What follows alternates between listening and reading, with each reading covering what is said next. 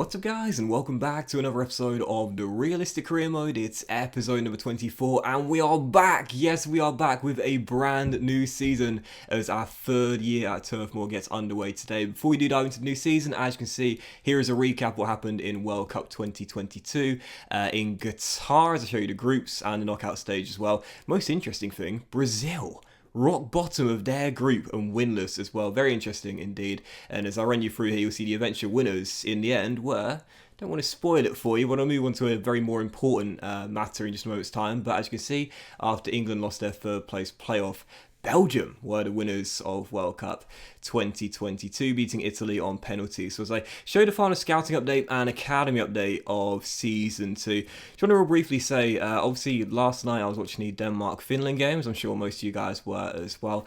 And of course, right before half-time, we saw the very distressing image of Christian Eriksen go down when having a throw-in played into his feet. Collapsed with no one around him, and as we've seen in years prior, Fabrice Mwamba and of course Marc-Vivien Foé back in 2003, who of course tragically lost his life.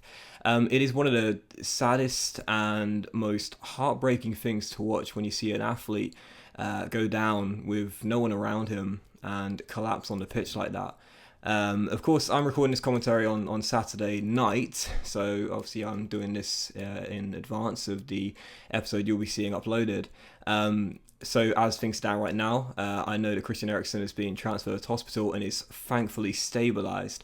What I do want to say real briefly is thank God that's the case, but also thank God for everyone that was involved during that very distressing moment. I thought the referee Anthony Taylor did an excellent job assessing the situation instantly and calling for medical assistance. I thought the Danish players conducted themselves fantastically, supporting their teammate around him, standing around him and trying to shield and give some privacy. I thought the Finnish players conducted themselves in fantastic maturity and responsibility by going over to the other side of the pitch as to not interfere with the Danish players who were showing their support for their teammate. And of course all the medical staff involved as well just did a tremendous job, of course, in ensuring that Christian Eriksen would be able to keep his life. And it was just such a tragic event, and I must say I remember watching it earlier for me and of course last night for you guys. It really was just so distressing. Again, we've seen in years prior Fabrice Mwamba, his career being ended by that, Marc-Vivien Foé of course losing his life, and other instances as well. But to everyone involved during that moment there to keep Christian Eriksen alive, seriously, thank God and thank everyone involved in that, because it really was just such a distressing moment, and it really sort of showed how meaningless at times the game of football, which we all know and love so well, can be nothing in comparison to a person's life. And I think everyone can agree that the support that was showed for both nations, and from every football fan and everyone that was watching, was wonderful to see. And yes, thank God that Christian Eriksen is okay. And just a sort of a reminder, to be honest, that as much as we love this game, as much as we love our clubs and our nations, the most important thing is, of course, the well-being and of course the respect we show each other. I thought that it was tremendous seeing how everyone sort of banded together in support of Christian Eriksen, remembering that he's not just a football player for the Denmark national team, but he's also a human being with a wife and a family. And it was a very distressing moment. But again, thank God for everyone involved to make sure that Christian Eriksen was okay. Anyway, so as we move on to the new season, as you can see, £40 million in the transfer budget for Season 3. Now, I talked about this in the season finale where, of course, we won the FA Cup, beating Arsenal, Burnley's first trophy in God knows how many decades, and getting our first piece of silverware in the cabinet. I talked about how much money we would have going into the Europa League for the new year, £40 million. Now, you saw our objectives, reached a round of 16 in the FA Cup. Okay, I mean, we won it last year, but good to know the board don't expect us to retain it, because that's going to be incredibly difficult to do, despite the fact we did reach back-to-back FA Cups. Finishing mid-table in the Premier League. This is like the first save I've ever done in a FIFA CM where the board actually reduced our expectations for the following year after they asked us to finish in the Europa League spot last season, finishing short in 9th place. But as for the Europa League, our first season of the save in a European competition, I want to know what the board was smoking up there when they came up with that expectation for me. Reached the final Are you serious? I know back-to-back domestic cup finals, but listen, the Europa League is going to be a little bit more difficult of a test for us playing those Thursday night games. I'm not too sure we can do that. I'm targeting a knockout stage place, don't get me wrong, possibly quarters, maybe even semis if we get the luck of the cup draw like we have domestically throughout the save so far, but reach the final. Come on board, I'll give him my best shot, but don't expect fireworks, lads. But, of course, £40 million in the budget, and as for new signings for the season, I looked at my squad and I thought, do you know what? I like where we are right now. I do want to make it slightly younger, of course, and I look for a new right back. Now, I like Jack Stacey, even a great signing from Bournemouth, but Matt Loughton in the final year of his contract, 33 years old. I wanted to move him on and reduce his salary and get something for him before he would leave for nothing.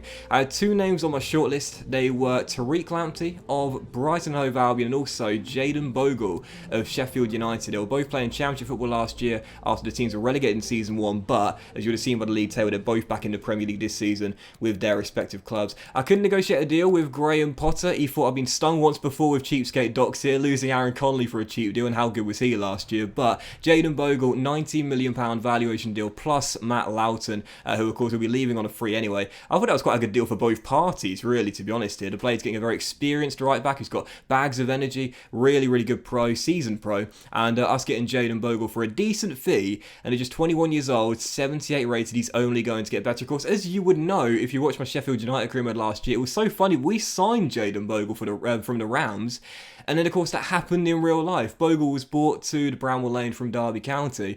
In real life, it's always funny when that happens. A transfer you've made in the game happens in real life. But we bought Bogle to Turf Moor. Whether he'll start ahead of Jack Stacey, I'm not entirely sure. He's 2 ratings lower, but he is 5 years younger. He's quicker. He looks better when going forward, I would say. He is naturally a wing back. We're going to flip that position around to right back, but I don't know if he'll start ahead of Stacey or not, because Jack Stacey, to be fair, since coming in from the Cherries, has not put a foot wrong, so I guess we'll have to wait and see. Maybe it'll be one of those sort of situations where one plays the Cup and European games and one plays the Premier League, or we'll rotate 50-50. I'm not entirely sure. I guess we'll have to wait and see. Still, half our money was gone after the signing of Jayden Bogle there. I was still pretty pleased with it. And I also thought the Loughton going to the Blades as well was quite realistic as well. And following that, as you can see, we had a bid here for Ben Gibson, another one as well. But as I mentioned right at the start of the series, and I'll say once again, whilst I'm trying to sell this guy, he's in the final year of his contract.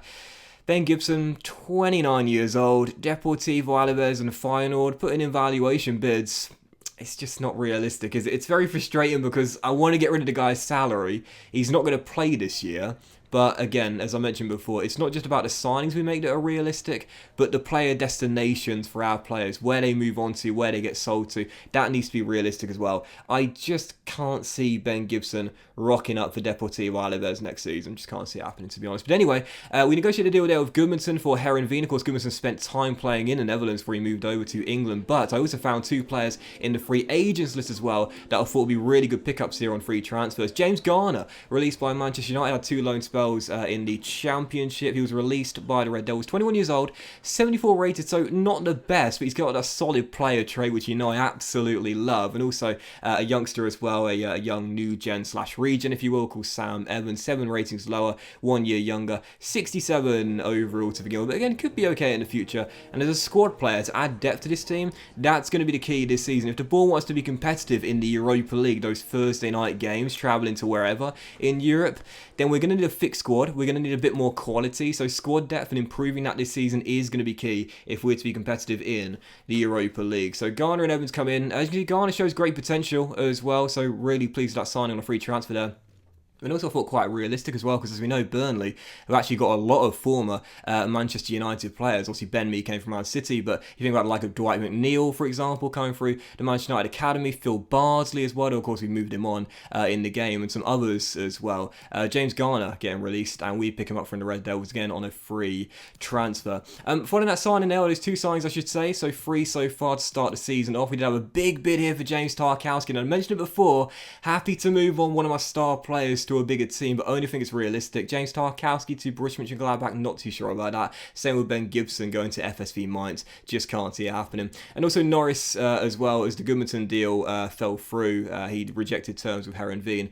We rejected this bid here for Boris from Stuttgart, one of our youngsters at the academy. Will Norris to Huddersfield Town, though, totally fine with that one there. And again, another bid here for Goodmanson, Icelandic winger, in the final year of his contract, just trying to find him a home now. Accepted that bid here from Guimarães, the Portuguese Chelsea's side. And once again, transfer talks broke down. I guess not a real surprise considering his salary is quite high based on his current overall and age as well. So yeah, again, I'm trying to find those realistic destinations. We had 3 bids already for Ben Gibson. He's 29 years old. Again, he's not going to get a game this season. Even though we're in the Europa League, he won't play this year. He's like 6th, 7th choice centre-half now, to be honest. So he won't really get a game, but the destination's got to be realistic. As I mentioned before, sometimes I will get this wrong.